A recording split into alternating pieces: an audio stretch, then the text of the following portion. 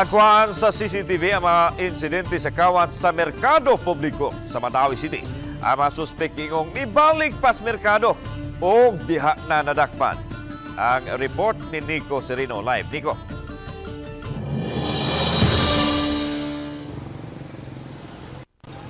Yes la nakaabag kini mag-instalar nga CCTVs sa merkado publiko aron mapugnan og malikayan ang ubay-ubay nga mga krimen.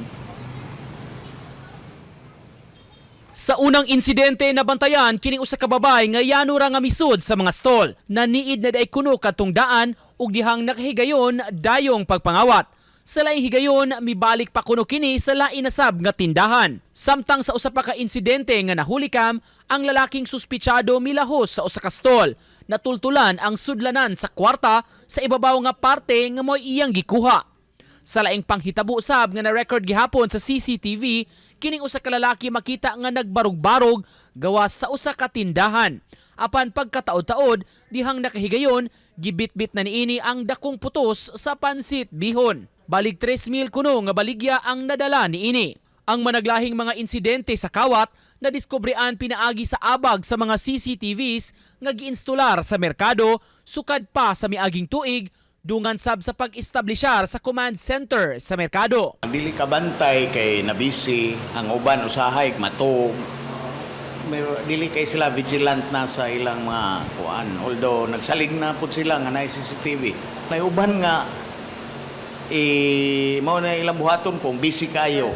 Pero nasa uban nga magtanaw-tanaw pud nga natug ang tindera. Giingong ang mga suspect mibalik pa sa laing higayon ug didto na monitor sa ilang mga personnel. Apan ang uban nga mga biktima wala mo padayon sa pagsangat og reklamo. So next time nga mo balik mo makita na gid sila mailhan niya. Mostly masolbad yun sa second na nga balik kay sa first na may usahay makasakay ng tricycle di na maabsan ba. Sa pikas bahi na paubos na sa rescue ug basic life support training ang 12 ka mga personnel sa merkado. Gihimo kini aron mas maandam sila sa unsa mang panghitabo sa pasilidad ug pagresponde gilayon sa mga medical emergencies. Nag-provide sab ang CDRRMO kanila og kit aron magamit sa first aid response.